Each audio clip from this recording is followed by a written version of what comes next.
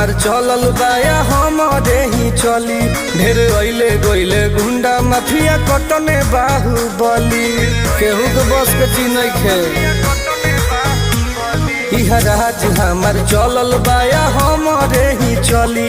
ढेर अइले गइले गुंडा माफिया कटने बाहुबली।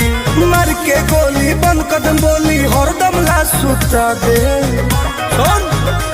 माहौल जवन बदलियो के दुनिया से उठा दे।